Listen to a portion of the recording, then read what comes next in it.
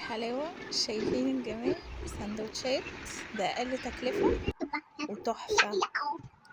بسم الله والصلاة والسلام على رسول الله. شايفين سندوتشات النهاردة هقول لكم على طريقة سهلة جدا وقريبة جدا من طعم التورتيلا.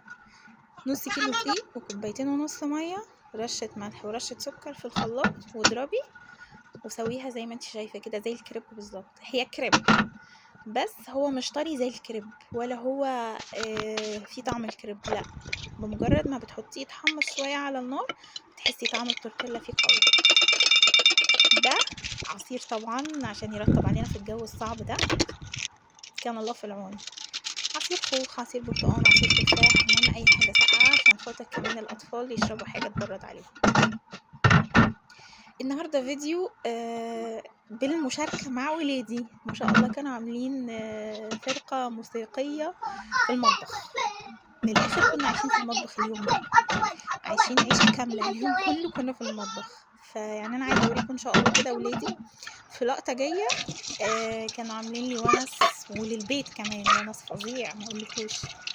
بعمل شوية صوص هنا بقى للسندوتشات والمعجنات والفطائر، تحفة.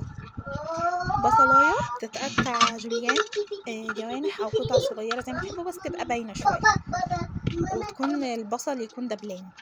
ادي بصلة زي ما انتم شايفين، ومعانا طماطم وفلفل رومي وفلفل حامي لو حابين يكون مشطشط.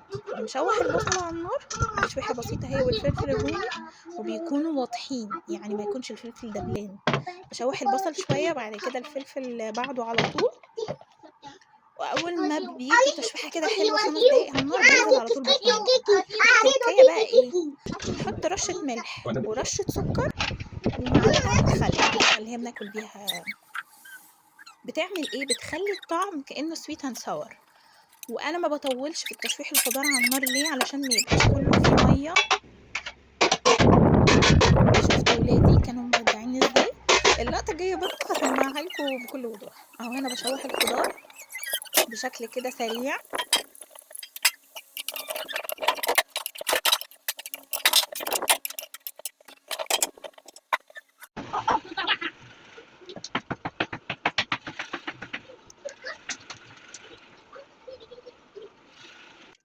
وهنا بعمل بقى السندوتشات.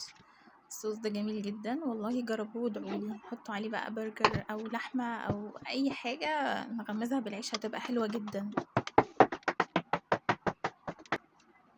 بس بحط لها مايونيز، كاتشب، تحطوا لها شطه لو انتوا عاوزين، وبعدين بحمصها على الطاسه. ممكن تحطوا معاها جبن، بتدي طعم طبعا تحفه لا غنى يعني. الف هنا لو حبيتوا تجربوها، وادعولي طبعا، عشان زي ما انتوا شفتوا كده الهدوء التام اللي كان في الفيديو. وبس كده الفيديو خلص. اشوفكم في فيديو جديد، متنسوش تشتركوا في القناة لو عاوزين تشوفوا اي جديد بنزله، وبرحب بيكم طبعا كلكم اخواتي. مع السلامة.